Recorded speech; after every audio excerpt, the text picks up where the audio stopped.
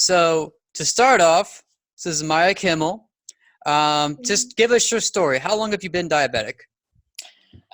So I've been diabetic for 33 years. Actually, this month is my anniversary. I'm not sure about the actual date, but I was diagnosed, I'm thinking it was the end of March, 1986. Wow, that's a long Mhm. time to have diabetes. Yep. So how were you when you started out? What'd your doctor tell you as far as managing it? Well, it was a long time ago, so things were very, very different. Back then, I was put on beef and pork insulin. Initially, I believe I was put on the exchange system, which is kind of like a low glycemic method of where you have options of certain foods you're allowed to eat at certain times, and those times correlate with the peak times of the insulin. So it was kind of like, you gotta eat now, and here are your, five choices of things that you can choose from to eat, and you gotta eat at this time. It was pretty strict, actually. What was on the menu? Um, I remember it being like, it was like low glycemic stuff. So, like whole wheat, Oh, like bread, the healthy whole grains. yeah, vegetables. There are a lot of vegetables, and then like, chicken and fruit. Hmm. So, like it sounds healthy, but not really. I guess it's healthier than what they tell patients now to just It like, that's definitely a good step in the right direction. I mhm, guess they didn't have a carb minimum like they do today. Huh. yeah. Okay. So, how are you doing on that protocol for as long as you're doing it? I was doing relatively okay. I mean, it was just strict, and I just remember like having to eat at like specific times, even when I wasn't hungry. Otherwise, I would crash because of the type of insulin I was put on. I was later put on NPH and regular, but it was the same kind of issues where it was they eat now or die. Insulin is what we used to call it. So I was like relatively okay, but obviously not as good as I should have been. I just remember really struggling as a kid, struggling with like mood changes, being a really sickly kid too. Just it wasn't great. It was maybe slightly better than I think some kids now, because it was kind of strict, but it wasn't great for sure. Could have been better. Okay. How much? I find that interesting because I'm actually on MPH and R myself right now, and I don't Hmm. have that problem. Were you taking a lot of insulin back then or something? Well, yeah, I mean, I think using NPH and R is very, very different when you're eating low carb. Yeah. You're using very small and very precise, you know, um, doses. Back then, it was just, it was all an estimate. I mean, we didn't like that concept of carb counting didn't really exist back then. You just knew I always injected at the same times every day. And it was very different. It was like obviously a much higher doses of insulin. So yeah, it was, the action time and a peak time was brutal. Yeah, because you're basically taking a lot of insulin for a lot of carbs because you didn't have a limit there. You just were trying Mhm. to avoid low glycemic foods, right? Yeah, yeah. Yeah, the law of small numbers works very well for that. Hmm. Um, so tell me, how long did you follow this kind of approach? And when you, what were you doing after that? So I followed that approach until they came out with Lantus and Humalog. Mm. And then everything changed. And I kind of blamed those insulins, and especially like Humalog, when they came out with that, the attitude really changed. And they were like, oh, well, now you have this super fast, rapid acting insulin. Now you can just eat whatever you want. So Yep.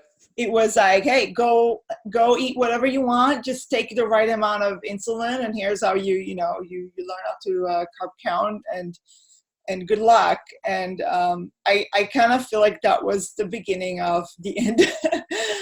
That was just bad advice back then. I mean, I remember like I still had in me kind of like thinking, okay, like I'm still gonna eat healthy, and I was older back then. I think I was in my like late teens, like early 20s when I was switched. And so I still try to eat healthy. I'm like trying to eat a lot of vegetables still. But that concept of like, oh, hey, I can now eat this ice cream, and I can now eat this cake. I can have all those desserts, which I didn't do before. Or like I can have like, I remember like we would go to Costco and buy like those like those pastries, like those huge trays of pastries, and I was like, oh, I can eat one for like breakfast, and it's like those are pure sugar, those danishes. So things got pretty bad. And I remember around that time, I would say my late teens, or like basically my teen years, when I was like rebelling too, and all the way into like my mid-20s, were pretty horrific as far as like my control. It was just awful. I think my highest A1c at that time reached 14.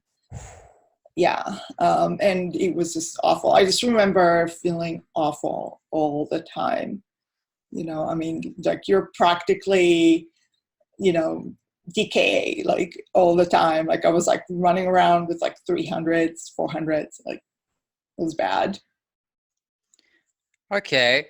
And so were you up and down all the time, or mostly up, would you say? There was a time that I was like mostly up.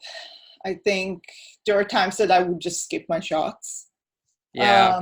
Again, because it was just a way to rebel and kind of like, like screw your diabetes, I'm not doing this anymore kind of thing. So I would like omit shots. I just didn't care anymore. Like you when you're so out of control with your numbers, it really affects your mood. Mm-hmm. So definitely depression, anxiety, all of those. And it's like a vicious cycle. It's a vicious circle where you're just like, you're depressed because there's so much imbalance in your brain due to bad, like imbalance, like blood sugar levels. And then that just feeds into more depression and more anxiety. And it's just a never ending cycle. Yeah, it was a similar thing for me. But when you're in that kind of cycle of eat tons of carbs, blood sugar goes crazy, yada yada, you just almost want to give up because it's so difficult to manage. Mm-hmm. And yeah, I know how you feel there. So other than the mood swings and the high A1c, were there any other problems you were suffering from that? So at that time, besides just like feeling awful all the time, fatigued and sick, and also getting like infections and getting sick all the time. At that time, no. It was actually after I decided to take better care of myself, which was like more towards like my late 20s, when I decided to take better care of myself. As far as I knew, I didn't know anything about low carb back then. But just like when I was like, okay, I'm actually going to check my blood sugar levels and I'm going to do everything by the book. And I got my A1c down to like the low 6. That's actually when a lot of the complications started showing up, Oh, which was pretty sad, because I was like, but I'm finally doing so much better. Yeah. So what happened, I think it was in early 2011, I got swine flu and I ended up in a hospital with the worst case of ketoacidosis since my diagnosis in '86. I almost died. They had to revive me. It was just so bad. And that was my first wake up call to really start kind of like, okay, like really pay attention, really do well. But I went by all the advice that I was given. I did manage to lower my A1c, but it was still, at that point, it was a roller coaster. Like my A1c, even though it appeared better on paper, was just an average of highs and lows at that point. So I was like, I thought I did better, or I thought I was doing better, but it really wasn't. I even found some of the charts from back then when they hooked me up to like a CGM, and for like 3 days. That was like a long time ago. That was before I had a CGM all the time. So they just did like those 3 days where it's like a blinded thing where you can't see what it is, and then they download everything. And I found some of that, and it was definitely like this. It was not great, and that's when I thought it was doing good. But yeah, I developed complications around that time. I had the early signs of retinopathy. I had carpal tunnel. It was really, really bad. Just excruciating pains in both wrists and arms. Gastroparesis. And then I was like still constantly sick. I would get anything that was floating around. I would get it, whatever, like not flu, but any virus or any sort of cold, and it would just put me out for like 2 weeks, 3 weeks at a time. So I was still doing pretty bad, although in my head I thought I was doing better.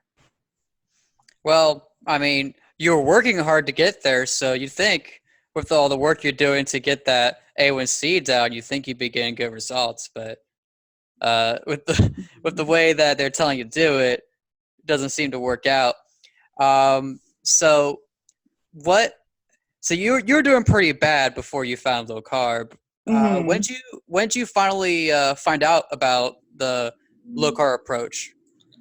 So for me, the whole thing started around 2014.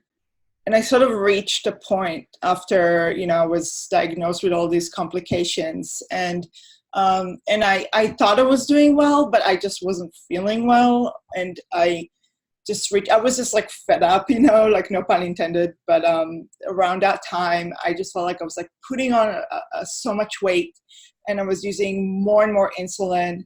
And I just developed insulin resistance at that point. And it was just harder and harder for me to maintain that, like, the upper 5 or the mid 5 to like lower 6 A1c at that point. It was just horrible. I was feeling sick all the time. I was using huge amounts of insulin, like huge. And I was rapidly gaining weight. And I was just like, I remember I had my A1c and it got to 6.9. And I was just like, enough, like this is not, or something here is wrong. And the whole time I was asking my endocrinologist, like, I was just like, hey, is this normal that I need so much insulin? Like, I didn't need so much insulin before. She was like, yeah, you're just a long timer, like you've just had diabetes for so long. So that's just what happens. And I was like, I don't know, like this doesn't feel right, because it was increasing and everything was out of control. And so I just remember waking up like practically the next day after getting my A1c done and just being like, intuitively, I was just like, I'm just not going to eat pasta anymore. I'm not going to eat, pastries anymore. I'm going to cut down like on bread. I'm going to cut down on like sugars. So intuitively, I just cut off stuff out of my diet that I knew did not agree with my blood sugar level. So I didn't read anything. I didn't, I was just knew that it wasn't right.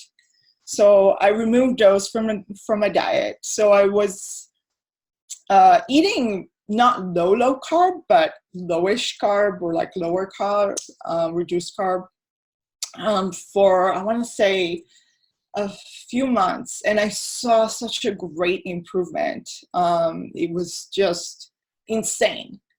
And I was like, whoa, what is this? This is crazy. Like, nobody told me to do this before. I didn't know. And I just intuitively knew that like certain things were just not agreeing with me. So, and it worked. And then at that time, I was just like kind of looking online, because I was just like, okay, like there must be other people with diabetes who maybe are doing something similar to me. I was just like kind of craving that, like a community of people who kind of deal with the same thing. I just wanted to see what was out there. So I remember going to like forums and stuff for people with like type 1, type 2. And I believe it was the site to diabetes that they had like a whole thread of, they call it the Flatliners Club. And it's basically people were uploading their graphs and charts of like flat lines, usually from a CGM or from like the meter. And I saw those flat lines and was like, whoa, like they're type 1, like how are they doing this? Like and this one name just kept coming up, in that thread.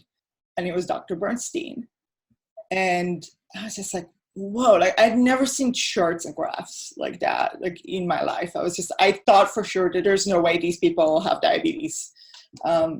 It was just unheard of. But that name just kept coming up in that thread. And I was like, you know what, like, sounds interesting. I Googled him, and I remember his like no list came up like first thing, like, that he has a few of his, the chapters online for free.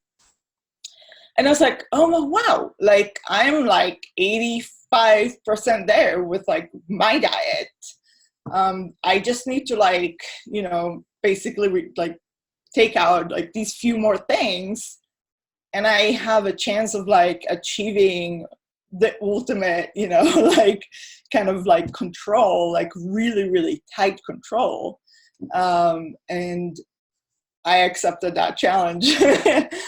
And so it was great. I mean, it was the way I found out by like trial and error too, after just removing certain things out of my diet and then kind of doing it gradually and seeing like such great impact, and then finding his book, buying his book, like devouring it and like implementing things.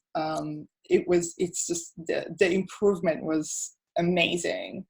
I was even able to reverse some of my complications, like my carpal tunnel is basically gone. And that was like excruciating pain that I would suffer from. I was able to stop the retinopathy from like getting worse. So like it was in very early stages, and it's been like this for many years now. It hasn't progressed at all. The gastroparesis is so much better now. I wasn't able to quite reverse it yet because it can take up to a decade, but I have like maybe 2-3 incidents of it a year. That's nothing. Certainly much better than before. How's your mood compared to back then? Oh man, I mean, not just my mood has improved a lot. I would say like, I don't think I have any more, I don't suffer from depression anymore. That was something that I've had all of my life. I think since childhood, I've suffered from like basically like chronic, depression. So that's basically gone. My energy levels have gone up. I was a person who, I was like a sloth. Like I was a couch potato. Like you couldn't get me to do much. I exercise regularly now. I actually, I started running. I was the type of person who avoided running at any cost, even in like PE class. Like I used to like cough when I was like trying to run. I started running a few times a week. So like running about like 8K, like every time, like 8 kilometers, which is about 5 miles, like 3-4 times a week. I started weightlifting not that long ago, which is like, I mean, that's a whole new concept for me. I even like participated in like, like races and runs and stuff. So it's crazy. Like, it's almost like I completely transformed who I am. I never thought I could be this person who like exercises regularly and enjoys it. But turns out that, like it's just, it all comes down to, like just being that tightly controlled. You're just so much healthier overall. It just affects every aspect of your life. Absolutely. And I mean, it also affects how you feel about the future too. Before I figured it out, I basically lived every moment like it was my last, but not necessarily in a good way. Because I was thinking, well, I'm not going to live till 40 anyways, and all this depressing stuff, and it really brings you down. So being able to say, you know what, I'm going to have a good long life, it's actually pretty powerful to know that for certain. And great to see that you're able to bring yourself back up and actually get to running. That's something I need to do more of myself, is running and lifting weights. One thing I'll ask about that, actually, I get this question all the time from people from other type 1s that I tell low-carb about. Well, how do you do exercise? How do you keep your blood sugar control for that? Can you talk about that for a second? Yeah, so I will say exercise can be very, very challenging. Even on low carb, it's not easy. It's just a lot of trial and error. For me, what I noticed is when I do run, I tend to spike in the beginning of the run just from kind of like the adrenaline rush and the cortisol, just because it's like, I don't know, you just start sprinting and I guess it like raises those hormones. So I will spike and then I will level off and then I'll start like crashing about 40 minutes past my run. So I remember that can always be a challenge because I found it, okay, like I always took a tiny little bit of bolus, basically like a pre-bolus before my run, just to try and prevent that initial spike. But then I had to be ready with that glucose before the crash. I usually try to time my running in between meals. So like I would go home and just like eat a meal too and kind of try and catch it. But then the other thing I learned is that actually any sort of strength training actually spikes me and then it levels off and it doesn't go down until like maybe hours later. And it's a very gradual. So I was like, okay, I think I should just combine them. So that's what I do now. So I start with strength training now and I do my cardio later.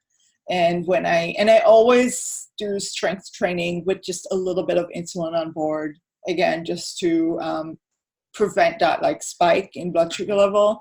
So that helps. I know that Dr. Bernstein also recommends maybe beta blockers to kind of prevent that spike from strength training, that like, again, that cortisol and the adrenaline spike. I haven't tried it yet.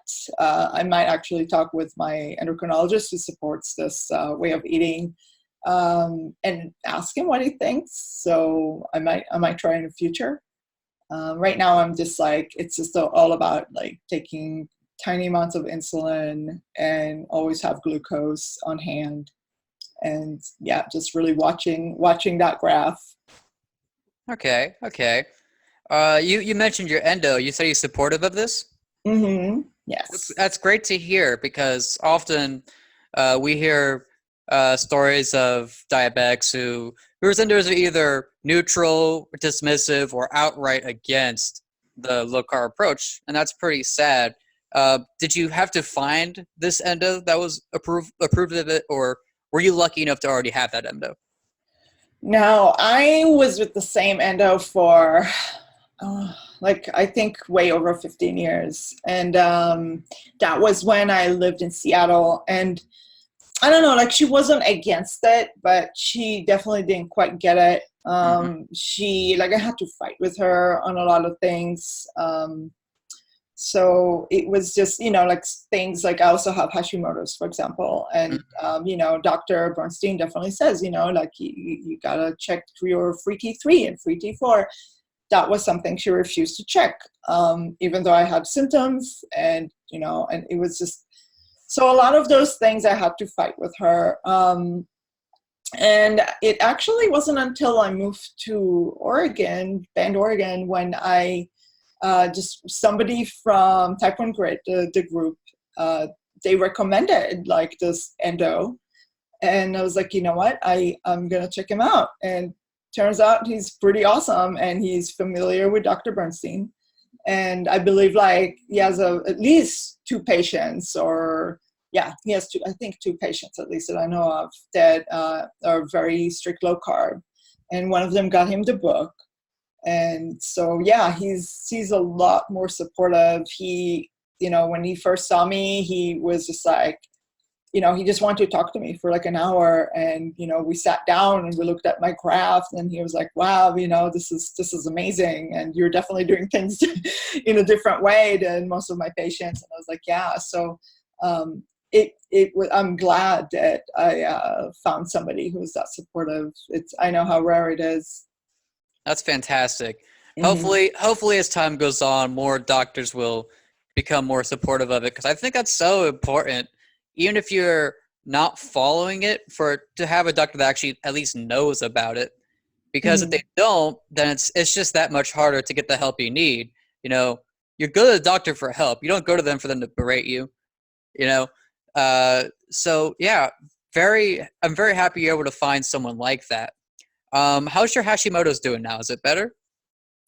So my Hashimoto's is now for the first time, like the first few months that I actually started getting treatments for it. And I'm like a very, very low dose of like hormone replacement. So it seems to be doing better. That's good. Yeah, so it wasn't, I think we caught it like relatively early. It runs in my family. My mom also has it. And unfortunately, in her case, she just went like maybe even decades undiagnosed because, Wow. yeah, because they tend to only test TSH and they don't, again, like most doctors don't test for the free T3 and free T4. So a lot of the times that doesn't show up until things are really, really bad. And her antibody like levels was like, they were just off the charts by the time that they found out. So for me, they found the antibodies and they found the low T3 hormone, but it was still seemed to be like kind of like early enough. So yeah, I'm being treated for that now, feeling better. That's good. That's good. So you mentioned that before you made the switch to low carb, which by the way, I find it interesting that you just went by your intuition. I think a lot of diabetics understand the carbs that the stuff they shouldn't be eating because Mhm. it affects them so directly. But we sort of have to unlearn what we're being told because we're told the opposite of what our own experience suggests. And I find that interesting. But you said your A1c before was 14? Yeah, at the worst when I was At the like worst. really, Yeah. really rebelling. Like in my early 20s, I was just like, screw diabetes. I hate this. I hate everything. Yeah, so And when that's you took better care, and when you try to take better care of it, it went down to six, 6 to low 5, 6.9 area. What's your A1c looking like now? it's 4.6, and it's Wow. been 4.6. I want to say since maybe 2016. Yeah, Congratulations. thank Wow. you. That's yeah. the It kind of was. A1C that turns heads for sure. Yeah, when I mean, I was able to lower it to 6 quite rapidly after just, changing my diet on my own. Hmm. And just like really not eating a lot of the very obvious, very carb dense foods. And then I was able to lower it to 5, again, very fast, after going completely fully on like Bernstein. So it happened quite fast for me. So it just goes to show that my body had that ability. This whole time I was just like eating so much carbs, and I developed insulin resistance, and type 2 does run in my family. And it was just making everything harder. Like the moment I reduced the carb the intake, it was just like, oh wow, like just a light bulb like flashed. It's so obvious. I don't know why I didn't think about it sooner.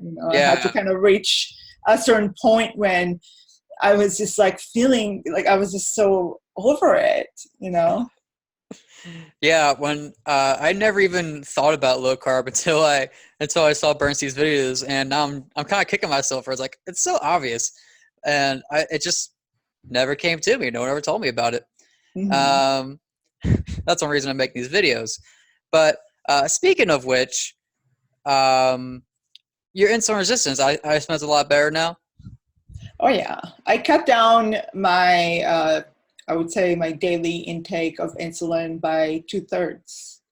So yeah, definitely increased my insulin sensitivity. How much you take in a day, would you say? I would rather not say, just because I Okay, feel like, I don't want anyone to compare themselves to me. you're right. I think there's like a difference between like female and males, and like, and your overall, like how your height and your level, like activity levels and stuff like that. So it's like, yeah, I can tell you, but I think it's better to like not. What's really relevant is just the fact that you've been able to bring it down so much. Yeah, by a Same lot. here. Same here. Now, last question I'll ask you, because I think we've gotten the whole story here, and I'm very happy with that. One thing I'll ask you is, what would you like to tell any diabetics that might be watching this? Well, I want to say that, I feel like they kind of lower, and by they, it's like the medical um, industry, they kind of lower the standards for Hmm. people with diabetes is why the feeling that I get. Just because you have diabetes doesn't mean that your A1c should be higher than that of a person without diabetes. It's really a lot easier to lower it and stay leveled or relatively level throughout the day than what they would like you to believe. Unfortunately, they just don't accept that low standard of health. You deserve so much better. You can live so much better. Your quality of life can be so much better. And that's something that I hear a lot is people are like, how can you eat this? Aren't you sad, or aren't you depressed that you can't eat this? And I'm like, no, because I I feel amazing. I didn't know that I could even feel like that. I didn't know that people live feeling like this. I thought that my normal was feeling sick all the time, to the point that I didn't even know that I was feeling sick all the time. Like Hmm. that was my normal. That shouldn't be anyone's normal. Don't accept that. You can do better, and it's so much easier than people think, and it makes management easier. Once you don't have those like highs and lows and like the roller coaster, you take smaller amounts of insulin, it just makes everything a lot more predictable. Like you're just not struggling so much. You're not like chasing those numbers all the time with either glucose or insulin.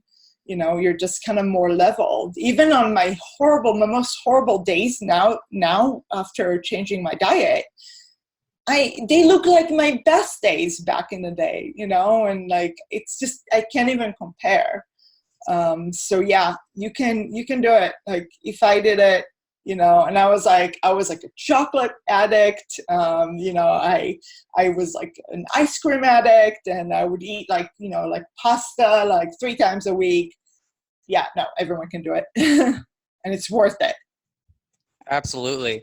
My favorite quote from Bernstein will always be, "You deserve normal blood sugar." Mm-hmm. No, there's nothing more true than that. And I really think it's a disservice that the ADA and the official organizations say a diabetic should keep their blood sugar at A1c of 7 or 8, as Mm-hmm. it's coming now. And that's, people don't even know what a normal blood sugar looks like anymore. A normal blood sugar is what you have, a 4.6, 4.8, maybe even up to a 5 for some people. But Mm-hmm. it seems like it'd be so hard to get there, but it's actually really easy, a lot easier than how it was before switching. Mm-hmm. But yeah, that is a fantastic message. I think that about wraps it up. What do you think?